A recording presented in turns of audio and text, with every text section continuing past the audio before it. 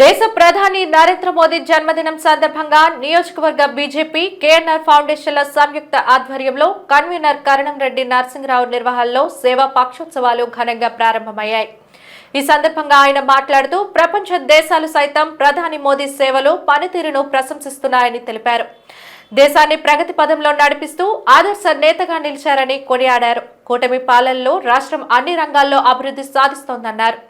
Medicover, MK dental, స్ఫూర్తి health education సిబ్బంది రోగులకు సేవలు అందించారు. కార్యక్రమంలో AP IIC director Prasadula Srinivas, Janasena నేతలు గంధం వెంకట్రావు, గడసాల అప్పారావు, భాజపా నేతలు కృష్ణంరాజు, సోంబాబు, గూటూరు శంకర్రావు, బాటా శ్రీనివాస్, నాగేశ్వరరావు తదితరులు పాల్గొన్నారు. ఈ రెండు వారాల పాటు సేవా పక్షోత్సవాలు నిర్వహించడం జరుగుతుంది.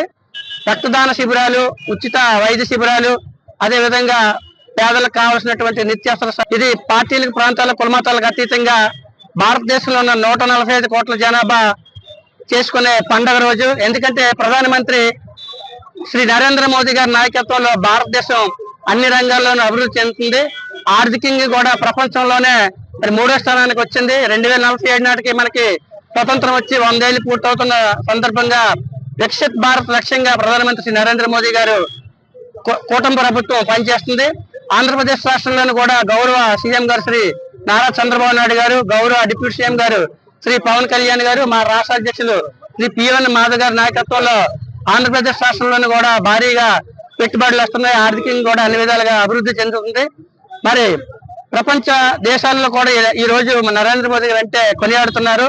ప్రపంచ నేతగా ఎదిగారు. ఆయన ఒక చిన్న కుటుంబం నుంచి వచ్చారు. ఒక టీఎం కొనే స్థాయి నుంచి మరి 4 సార్లు సీఎంగా, ఇప్పుడు 3 సార్లు ప్రధానమంత్రిగా ఆయన నిరంతరం ప్రజాసేవలో ఉంటున్నారు.